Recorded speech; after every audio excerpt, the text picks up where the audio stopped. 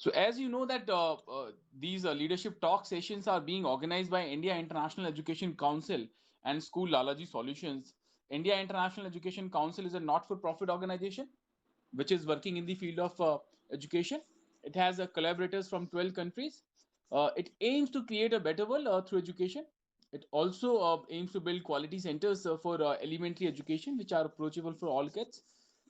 It trying to find best educational practices across the globe and find ways to implement those in Indian institutions, creating more awareness on hygiene and learning disabilities.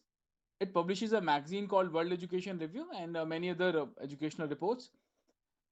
It also aims to create 100 chapters in different cities by 2022. It will soon open its membership for institutions and individuals. It imparts training for leaders, teachers, students, and parents. So as I shared in the beginning that this is a 72nd session. In last 71 sessions, we have received 6,712 registrations, 5,886 questions. We have seen participation from 5 countries: India, USA, Qatar, Saudi Arabia, and Nepal. From India, we have seen participation from 19 states and 78 cities. We aim to organize 200 sessions where we would be reaching out to 100,000 educators, 20,000 institutions, and 1,000 plus eminent speakers like today's speakers would be joining us to share their perspective and thoughts on national education policy. So, with this, I would request you please join me in welcoming our key speaker for 72nd session of Leadership Talks. Our first key speaker, Dr. Indu Khetrapalji. Indu ma'am needs no introduction. She is currently the consultant with the National Testing Agency. She is also the former principal with Salwan Public School, Rajendranagar, Delhi. She is an institution builder and a natural leader. She represents a rich experience in organization and management in education. She holds a PhD in educational management and is an active participant of public schools with CBSE in their innovative programs. She is also the founder principal of Salwan Public School, Gurugram. And as I said, that she has served as a principal with Salwan Public School, Rajendranagar, Delhi. She has received many coveted awards like National Award for Teacher 2005 by Ministry of Human Resource and Development, State Level Computer Literacy Excellence Award 2005, Endeavour Executive Award by the Government of Australia in 2009. She was also awarded National Values Award 2010 for the National Bal Bhavan activities on 14th November by Shri Kapil Sibal, former Union Minister of Human Resource and Development. We welcome you, Indu ma'am. It's an honor to have you as a speaker. Thank you for joining. Our next key speaker, Captain Alokesh Senji. Captain Sen is a principal with Birla Public School, Pilani, Rajasthan. Captain Sen has a rich experience of over 38 years in the field of education. He has worked with many prestigious institutions like Sainik School, Tamil Nadu, and the Hyderabad Public School, Begumpet as principal. He's also the president of Shekhawati Sahodaya Schools, Jhunjhunu, Rajasthan, for last 10 years now. He has received a very prestigious CBSE National Best Principal Award in 2017. Under Alokesh sir's leadership, Sainik School, Tamil Nadu received Defense Minister's Trophy after a gap of 37 years. We welcome you, Alokesh sir. It's an honor to have you. Thank you for joining. Thank you. Welcome, sir. Our next key speaker, Dr. Krutarth Joshi. He is the principal with the Little Flowers School, Dahod, Gujarat. Dr. Joshi received his doctorate degree from Commonwealth University, Tonga. He is an international certified NLP practitioner, quality improvement Six Sigma Blue Belt expert, certified psychological counselor, certified academic, National Builder Award. He has received many awards like National Builder Award by the Vice Chancellor of Pune University at Mumbai, the Best Principal Award by National Ramanujan Maths Club in 2013, also prestigious Radha Krishnan Award by Avantika Group. We welcome you, Dr. Joshi. Thank you for joining. It's an honor. Thank you. Our next key speaker, Dhiren M. Joshi. Dhiren M. Joshi ji is former principal with Guru Nanak Public School, Delhi. Mr. Joshi has 4 decades of experience in education. Under his guidance, the school has gained the distinction of an innovative and progressive public school. He's actively involved in curriculum development for CBSE and ICSE boards. He's also the master trainer for CC implementation for CBSE teachers. Mr. Joshi has authored multiple books like My Green Planet, which is an environmental studies textbook for CBSE schools, Learning Science, again a science textbook for schools students, General Knowledge Update, uh, GK textbook for class 1 to 8. We welcome you, Dhiren sir. Thank you for joining. It's an honor. Thank you. Thank you. Welcome, sir. Our next key speaker, Mr. Bharat Goyal. Bharat ji is director with Bharatiyam International School, Nainital, Uttarakhand. So Goyal is an IIM Lucknow graduate and a computer science engineer by profession. Worked with Indian Stock Market Regulator, SEBI, Security Exchange Board of India, as an investigation officer. Mr. Goyal's passion for quality education in the region is the driving force behind the vision of Bharatiyam International School. In a short span to 6 to 7 years, Bharatiyam is being recognized as the citadel for quality education, not only in the region but also in the entire country. Mr. Goyal has been conferred with the Siksha Ratna and Kumaur Ratna by Cabinet Minister of Uttarakhand, late Shri Prakash Pant ji. We welcome you, Mr. Goyal. Thank you for joining. It's an honor to have you. Thank you. Thank you. Thank you.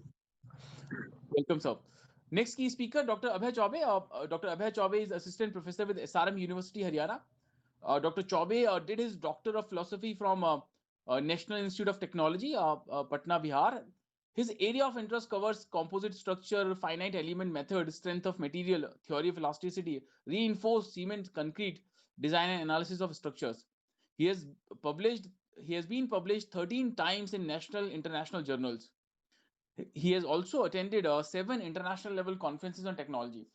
We welcome you, Dr. Abhay Chaube. Thank you for joining. Our next key speaker, Mr. Sunil Dangi, he's the co-founder and CEO of eMango Education. Mr. Sunil is an IIT graduate from IIT Kanpur. He is having master degree in mathematics and scientific computing. He is an actually member on Institute of Actuary United Kingdom. He has worked with ICICI Prudential, HSBC Financial Risk Advisor at Ernst & Young, India and United Kingdom. He's an entrepreneur for last 6 years in telecom, food and education sector. He has been doing a research on career counseling for last 2 years. Based on that research, they have come up with a wonderful solution called eMango, which is a digital career counseling platform. We welcome you, Sunilji. Thank you for joining. Thank you, Rajul. Welcome, sir. Our next key speaker, Ms. Michelle Amana. Ms. Michelle represents Fatado School of Music. Fatado School of Music is India's largest music educator. It is a brand which is synonym to music in our country. It has a 150-year-old rich legacy. It has been working with 200 plus leading schools of India. It has trained over 1 lakh students. It owns many renowned titles like Bandit, which is India's largest school-level music competition, piano concert, cadence, workshops, high jump trainings, FSM exams, in-center recital, FSM recital. It enjoys partnerships with renowned institutions like Berklee College of Music and NMIMS School of Performing Arts. So I again welcome you all for joining us to this wonderful session, 72nd session of Leadership Talks.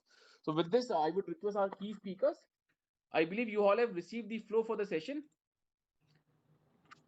We'll begin with the opening remarks, and then I'll again come back to our speakers for your main talk.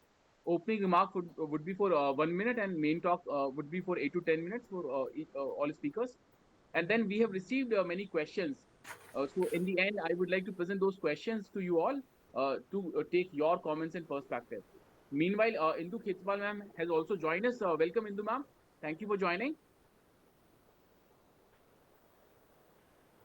Indu ma'am, you are on mute. Yeah, thank you very much. Yep. So, so the first part is the opening remarks part. So I would request all our speakers if we can have your quick comment on the national education policy. How do you see that, or any point which you want or want to share in the as your opening remark? I would request Indu ma'am, if we can begin with you, if we can have your opening remark.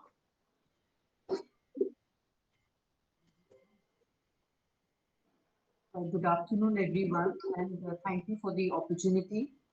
I'll start with that today the world has changed, and COVID-19 has taught us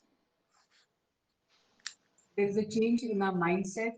What we thought, what we believe in is no longer relevant. And we have to rework on our skills. Most important thing is, are we relevant today? That's the question. And this webinar is about how we educate our children. Are they learning? How to learn? What to learn is very important, and sharing. It's a flat world. Globalized, globalization competencies are required, and we have a lot of challenges. When this tomorrow is the first, when we started first 2020, we never thought that this is what the world, this is what the year would offer. So a lot of uncertainty and ambiguity is there. So we have to prepare ourselves. We cannot take things lightly. That's my opening remark would be. And yes, and as the Prime Minister said about the national education policy, it will help us in fulfilling new aspirations, new opportunities for a new India. We need a transformational change at this point of time, and that's what the new education policy is also all about. We have to think, rethink, learn, unlearn what is relevant today. That's what matters, and different set of skills are required today. I think that's how I'd like to. Thank you. Right. Absolutely. Absolutely. Thank you, ma'am, for sharing that. We'll come back to you. Now, I would request Alokesh Sen, sir, if we can have your opening remarks, sir.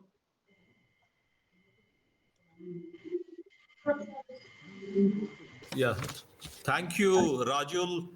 And it's such a privilege to have been amongst all the luminaries in the field of education. And whenever the same thing happens, whenever I'm joining any of the webinar, 2020, the unique feature of 2020 is the uncertainty, which has remained the certainty in 2020. Years down the line, we shall remember how the world has changed.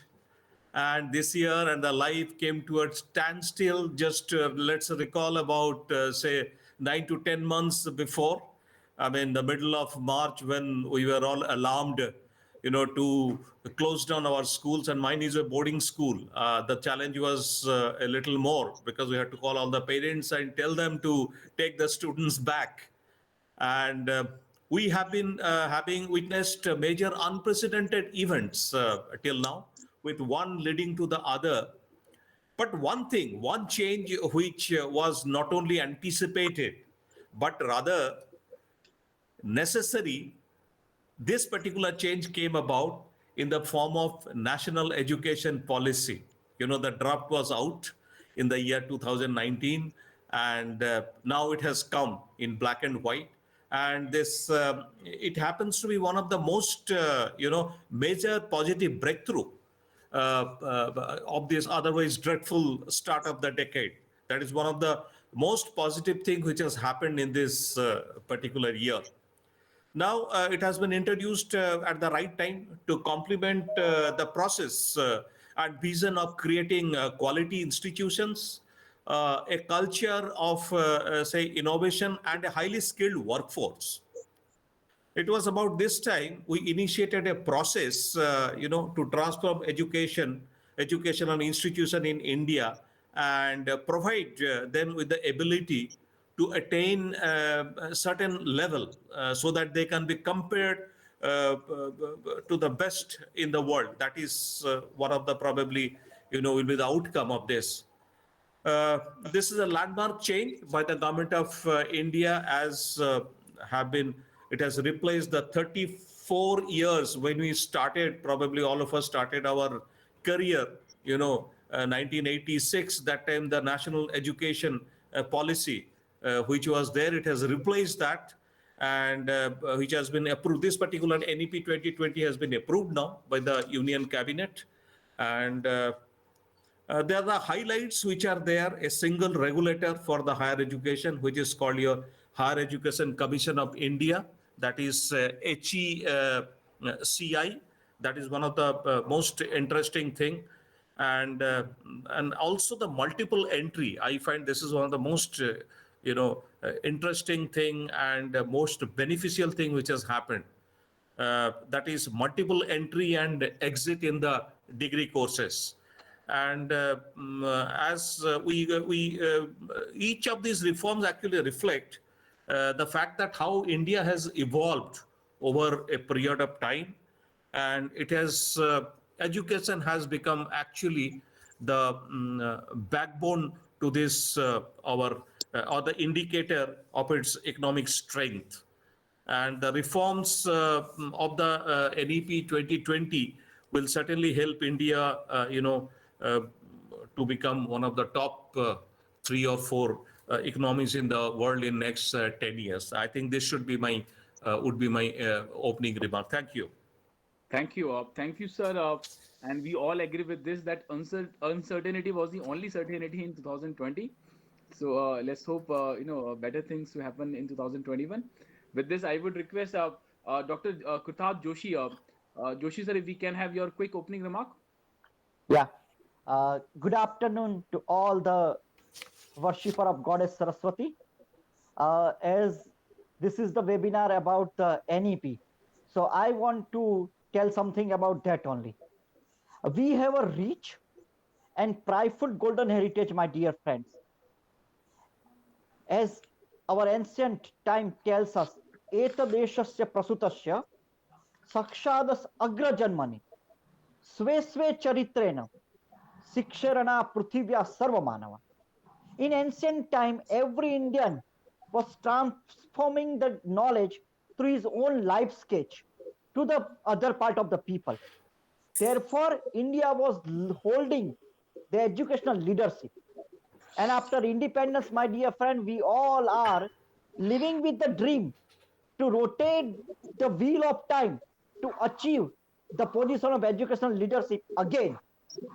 But actually, the wheel of time is already rotated in the form of 21st century. And in present era, the technology and smart generation both are knocking our door. In this situation, we have to create a combo package of a teacher, combo package of educational system. And if we can able to do it, then we will be able to get again educational leadership.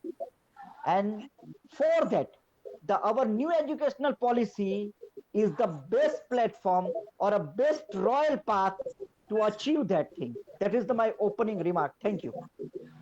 Thank you, sir. We'll come back to you for main talk. I would request now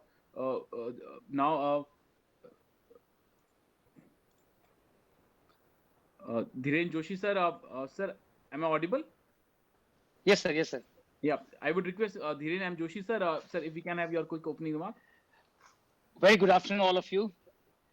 Good In fact, I'm very optimistic. Number one, what we could not learn over the years, we learned in 1 year, that is 2020.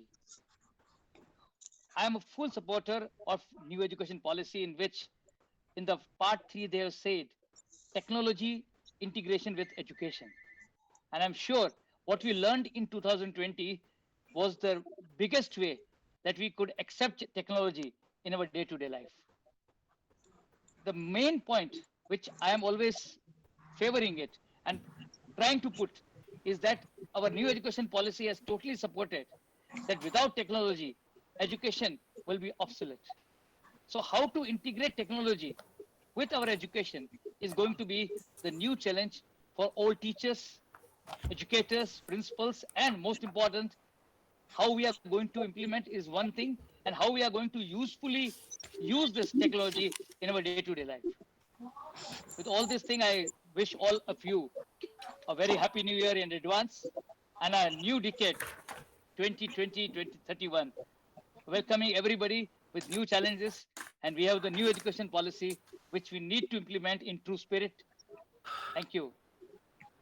Thank you, Doshi, sir. Now I would request Mr. Bhat Goel.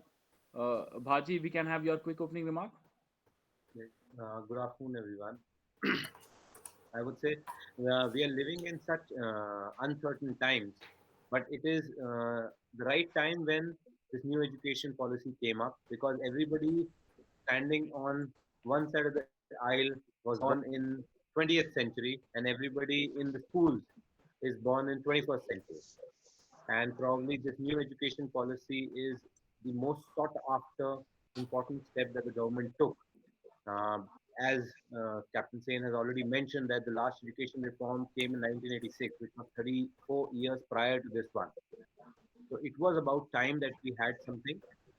However, the implementation of the policy needs very active participation from all stakeholders and a very clear roadmap. As we've seen in past as well, that many policies have come in education and other spheres as well, but the implementation was not proper. Although I would like to applaud the efforts of Ministry of Education, wherein they have invited suggestions from school teachers, principals, and each and every person involved in implementation of the national education policy. And I wish all the best to everyone, and I hope we have a good discussion today. Thank you, Mr. Goyal, and certainly we are going to have a very special discussion and engagement today. Now, I would request Sunil Dangiji, sir, if we can have your quick opening remark. Good afternoon, everyone. I'll start with that. Children must be taught how to think instead of not. We should not tell them that what to think. If we have to prepare them for their life, then that should be done. Now there is a long time pending reforms which has been come after 34 years, and there is a. I will be talking about one important aspects of NEP, which allows the students to choose the subject instead of the stream after class 10th, and what kind of confusion will arise because of that, and what could be the possible solutions, and how technology can be used for the career counseling point of view. So I'll be discussing regarding that. Thank you, everyone. Thank you, Sunilji. Now, I would request Michelle Amena. Michelle, if we can have your quick opening remark. Hello, everyone. Thank you so much for inviting me into this session. And I'll be basically running through what FSEM has been doing and how exactly the NEP has been a very good move by the government. We all are for the new education policy, and I'll be just adding to it. So, yeah, so that's my remarks. Thank you, Amna. We'll come back to you. With this, now we enter to the main talk of our, this session. And before I invite Indu Khetrapal ma'am, for her, detailed perspective, I just would like to share, a few learnings which we had during our last 71 sessions. Almost everyone believe that this is a wonderful document and it has potential to give up, a unique direction to, to India as a country and in our education system in particular. Everyone believes that if it's executed well, we India can regain its glory as a Vishwaguru.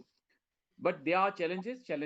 Many people believe that the good schools in metro cities are already executing many of the part which are mentioned in policy. The challenges would be for the rural rural schools or the budget schools. Teachers training would be again a big challenging area. So I would request to all our speakers, while sharing your thoughts and ideas, if you also interpret some part of policy which you want to, and also can share some challenges if you find, or some suggestion which you want to share with all the stakeholders for the successful implementation. So with this, now I would request Dr. Indu Khetrapal ma'am. Indu ma'am, over to you. Detail.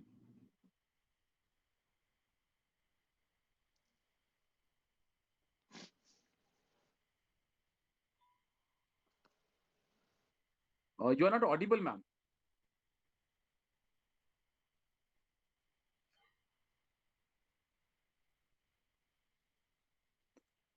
Indu ma'am, you are not audible.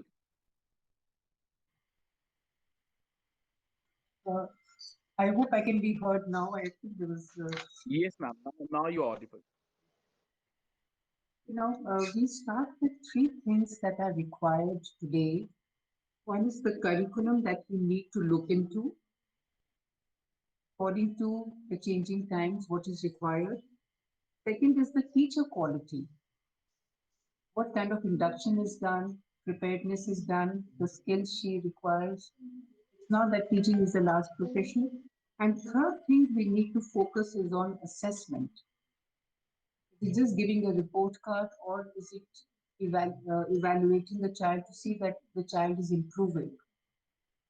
I think three things we need to work on so that there is improvement and actually learning is taking place. Now, second is learning how to learn. The driving force is applied imagination, whereby human memory, comprehension, and articulation are synthesized that garners winning outcomes across all ages without the need for cramming. I think applied imagination is the word that I'd like to use. Talking about technology, uh, today it's not, it's AI has taken over, and rightly said, your boss doesn't care what you know. The Google machine knows everything. The only thing your boss will pay you for is what you can do with what you know. How do you add value to what you are doing?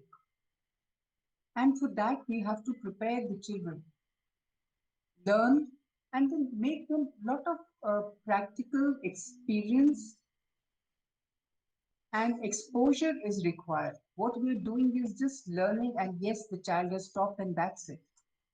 You have food production as a subject in the school. Has the child visited the canteen?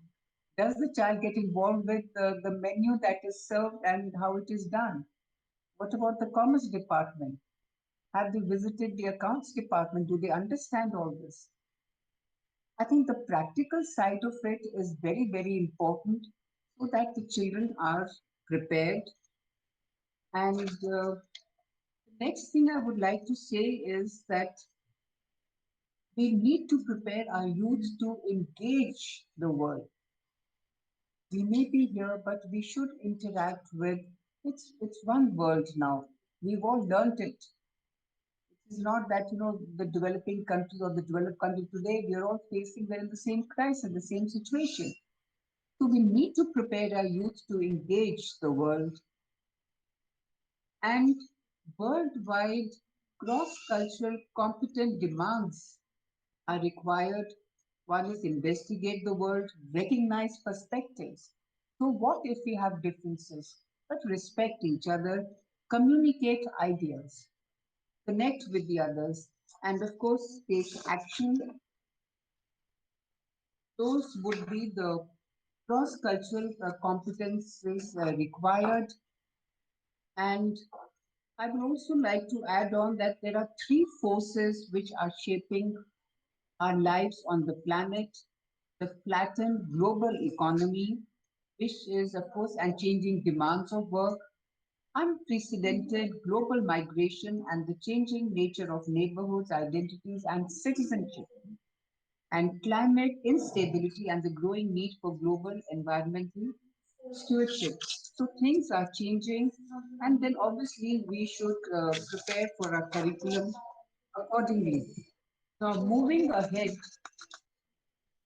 I think the next point I would like to discuss is the challenges that the children are facing of mindfulness. Today, the children are confused. We need to focus on the mindfulness. That is very, very important. Then talking of the home environment. We thought we had left it on the schools, but it is not so. Today, the home environment, we have learned it, that the home environment also plays a very important role. And then you talk of, sustainability, how to respect the planet and organic kind of living. And I think that is again very important. And then talking about information, talking about knowledge, talking about what is on the social media and what is fake news and so on. All that is, we need to educate our children. And then I would say Character, I've discussed that integrity all is very important. And previously, it was, the old assessment who gave the report card, but now it is the evaluation, the precision. That is important. Today, we were just in the classroom management, what are the rules, who's doing what, and so on. But no, now will be required is the new social interaction order, respecting each other. I think that we need to focus on. And of course, I would talk of in terms of the curriculum, it's not the subjects in isolation, it has to be integrated and interdisciplinary. That's what the new education policy is also talking about. Student centers, what the student needs, connecting with the child, more project-based and research-driven. All this, I mean, I know has been said earlier also, there's nothing new in it. But the important is the implementation. I think that's what is important, the implementation of it. And all of us need to make sincere efforts to improve things.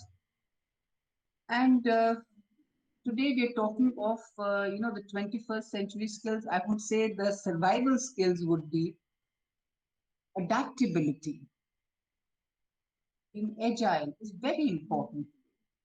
You may think one thing, but then there is another viewpoint, and to adapt to it, to take initiative, and assessing and analyzing information, curiosity to know more, and imagination is already I've discussed about when I use the word applied imagination, and of course critical thinking, problem solving. All this is already there, but I think make the children practice, give them an exposure, give them experience, and that is what matters today. This is what I like. And of course, along with this, now even the health, we've had children today, they are obese and they continue to be obese when they leave the school. What has the school done about it? These are small things, but very simple things, and we need to take care of that. Once the child enters the school, it is our responsibility to look after his well-being, physical, mental, emotional, spiritual. It's our duty. You can't say just leave it on. Of course, home environment has, of course, taken precedence today. But along with the home environment, school also has a very important role in looking after the physical, mental, emotional, spiritual well-being of the child, and have children involved in decision making. Their opinion, their voice matters, and do programs so that the well-being of the child is taken care of. I think that's what I'd like. And the new education policy is there, everything is there, the implementation, and how are we going to add more value to it when we implement it? I think that's the question. How do we add value to it when we implement it? That is what all educators need to look at. After a lot of hard work, we have the policy in place, we will implement it. But have we added value to it? I think that's what I'd like to say. Thank you. Thank you, Indu ma'am, and we all agree with you that the ideas which are being shared in national education policy that are not new, but execution is certainly going to be the key. Thank you, Indu ma'am. We'll come back with questions. Now, I would request Captain Alokesh Senji, Alokesh sir, your ideas, your perspective on national education policy.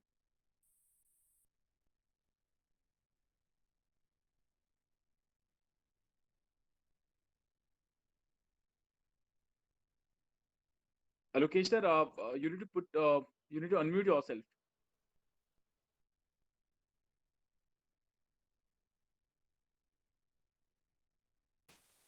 Yeah, sorry. Am I audible? Yes, you're audible, sir. Yeah. Coming back to the few aspects, I will touch upon few aspects of new education policy. As I said in my opening remark, like I will touch upon the mother tongue, which has been given an impression. It has given an impression that new education policy that it is a compulsorily up to grade 5, but preferably up to grade 8, that the instructions, the medium of instruction should be in the mother tongue or the regional language. So this has created a lot of dichotomy. Because after all, we still, even though it is 74 years of independence, we still continue to possess that colonial mindset. That is English at the subconscious level. It is the English and the English medium, and there is no debate on that. All of us will have to agree on this particular point. So this is a dichotomy, I feel, and though government has said, it does not mean that the English will not be there. So the choice, whether it is given or not given, we are, or most of the schools probably here is the panelists who have come from the school. Most of the schools are probably, I presume that they are all English medium schools, and parents choose English medium schools so that their children learn in English medium. They come specially for that particular purpose. How it's going to be balanced, I don't know, but this is one of the aspects which is to be critically seen. And the other thing is your no more dropouts. It has said there will be no more dropouts, and especially, like the efforts will be taken to basically bring back the dropouts, from the and they assess that about 3 to 4 crores of dropouts will be brought back because they leave, they get enrolled. The enrollment ratio they want to increase, they want to enhance the enrollment ratio, and so that is what is another aspect. How they are going to do, again, the practicability aspect is there of this particular policy. And then the third thing is that the flexibility which is given. Like, as we know that someone who is failing in BA, or if he discontinued in the graduation level, he has to start de novo. He has to start again from the scratch. And that kind of thing is not there, that if you are completing 1 year, then you are given the certificate. If you are completing 2 years, you are given the diploma. And if you are completing 3 years, you are given, this is one of the most beneficial thing which has happened. And so that at each and every stage you are structuring it so that there is a certificate, there is a diploma, and there is a degree which is there. The other one which is interesting is the states have been given a lot of your space. It was actually centers. It is no more center, imposing the education policy and all these things. States have been given a lot of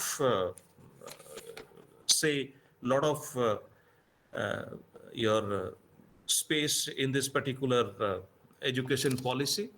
And the other thing is that education policy has addressed the social and gender gap. That is another interesting thing which has happened, because we still have that difference in all the policies, have never focused into this particular aspect.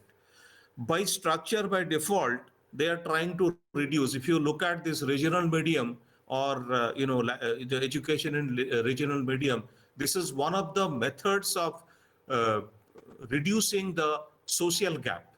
That is an attempt to reduce the social gap, and also the gender gap which is there. So that is one of the your striking feature of the national or the new education policy which is there. National education policy is an attempt to address most of the grievances of the education your system, and it's certainly a historic moment for all the stakeholders, like your teachers, students, parents, and some of the highlights of this education policy is that NEP will bring, as I mentioned, 2 crore, not 3-4. About the estimate is about 2 crore of school children will be brought back into the mainstream because they get enrolled. Our right to education policy. So they get enrolled in class 1, but what happens gradually they get, they leave the school, and which leads to a lot of your social problems which are there. They remain outside, they are out of the school, or they join the labor force, child labor, they are used as child labor. The parents actually, uh, don't want their children because that becomes another earning member. The child becomes another earning member for the family. So these are all, obviously, that particular aspect, the government, there has to be a policy to basically address that particular aspect of the economical condition of the family. So then only the parent will be encouraged or can afford. Otherwise, probably the income of the father and income of the mother, when both of them are working, especially the lower income group. So obviously, the income together, they are unable to make both ends meet. And that is the reason that, they take their children out of the school. The current 10 plus 2 system is replaced, all of us, we know that it is replaced by your 5 plus 3 plus 3 plus 4.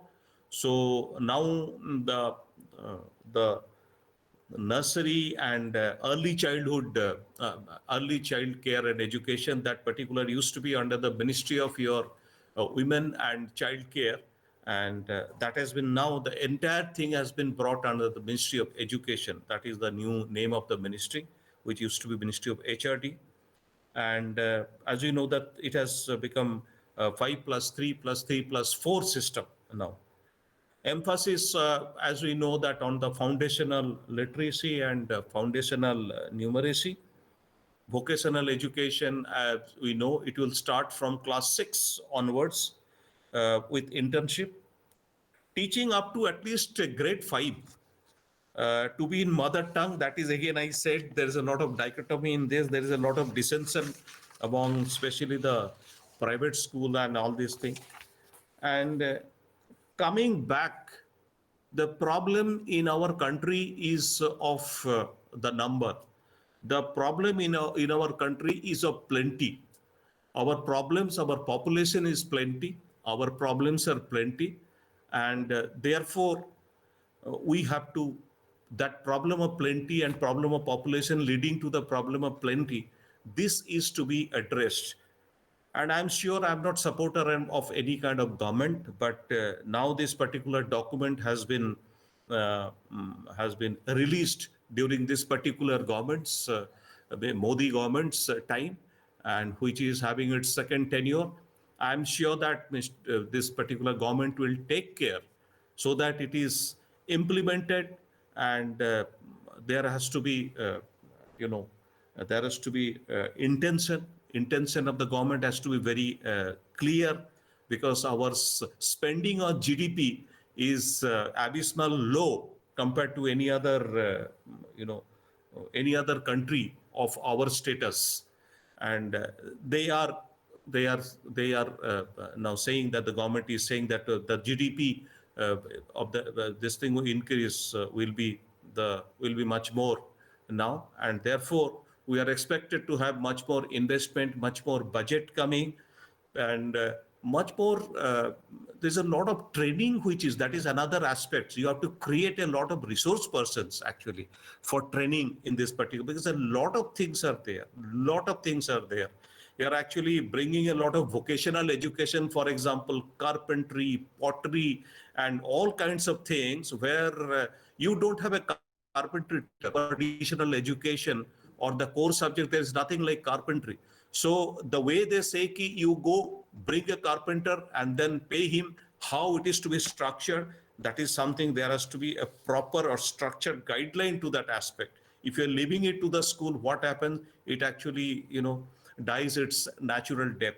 So these are the aspects which are to be seen, and we are awaiting how it's going to be implemented, how the government is going to, how government is preparing the system, the education system, for the implementation of this new education policy 2020. But otherwise, it's a landmark document which has, and it is an education policy of the 21st century. Thank you. Thank you, Alokesh sir. We all agree with you that it's a landmark document, it's a useful document, but the intent of government, institutions, and individuals are yet to be tested. So, thank you, Sain sir. We'll come back to you, with the questions. Now, I would request Dr. Kruthat Joshi, sir, your ideas, your perspective on national education policy. Thank you. As I have mentioned in my opening remark, it is a royal path to become a Vishwaguru. As you also mentioned, sir, this is not just to say something good or to listen good. This is not a philosophical word. Why I am telling this thing? It has some reasons, and it has a logical reasons too. The first Joshi thing. sir, just one request. If you can set your camera, you can just tilt your camera. Aapka your camera is yeah. Now it's okay, sir. No, आपको थोड़ा सा tilt करना पड़ेगा इधर left side और right side. जो आपके Okay. Visuals आ रहे हैं वो आप. It's okay now, sir. It is आप अपना आप मोबाइल से अगर करें तो आप थोड़ा टिल्ट कर सकते हैं मोबाइल को. Yes, now it is fine, sir. Yeah, Okay, it's, thank you. it's fine Thank now. you. Thank you, sir. Thank you. So, the word which I have used, it is not simply a philosophical word. It has some reasons. And in that reason, the first thing I want to discuss with you, and that is the heart of this policy. As sir has mentioned, two things. The first thing, this policy made by the educational department and women and child development department. But the one more department involved in this, and it was the tribal affairs ministry. And that is the wonderful thing. Before this policy, many policies has introduced in our India, but in not a single one, these three departments has combinedly work. And therefore, the best thing come out is this policy address the solutions to all the socio-economic or socio-gender obstacles which our students are facing. That is the wonderful first thing. Another thing which I have started in my opening remark, that we need to grow the students who are holistically perfect, and this policy emphasizes more on creative, skillful human, value possessor and responsible citizen. And therefore, I am telling this policy is the royal path to reach our goal. But when I am telling this thing, our moderator has very nicely suggest us that this everything which we have heard right now, this is the 72nd session, and in that he has so many times heard that 5 plus 3, 3 plus 4, now nursery is there. But what are the challenges? So let me tell you, it has some unique features, and with that unique features, what are the benefits and what type of necessary steps or necessary requirement school has to fulfill to implement this policy. As sir has mentioned earlier, the first unique feature is, which is very wonderfully done by the government, that MHRD department now be called as a educational department. It is not a simple thing. You just think it is a mind setup. We all are in education field. Once mind setup is there, now we don't want to focus on a whole human body. We want to focus on our dear students only. And therefore, this change will bring the mind setup change, and therefore I am telling it will be the beneficiary directly for the last school of a small village. The another thing, unique thing is that 10 days bag-free sessions in school we need to implement. Yes, my dear friends, we all know this is mentioned in it. The benefit also we all know that in this 10 days, we will teach them skill, values, and deeper knowledge.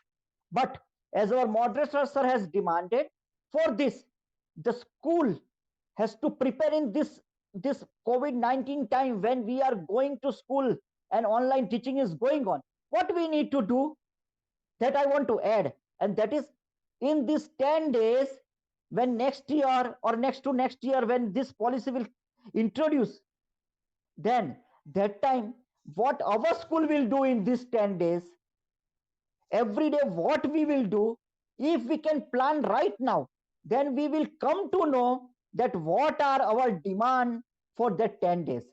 In that, if we can, if we can think that how we will reach to student, how we are convinced the parents, and what type of demand we will raise to our management to fulfill this 10 days back free session to add as a value. Same way, the second thing we all know, the report card of a student will be filled by the teacher, by the student himself, and by other classmates. Yes, this is the wonderful initiative. And I think in 72nd session, you have heard 72 times this thing. But in that, what new things we can do? How our classmate will judge the student? If we can make the rubrics for this, then it will not be the challenge for us. I think what I am doing, that every new unique feature, what we need to do. Earlier, I was trying to speak that what are the necessary benefits, but now what are the readiness we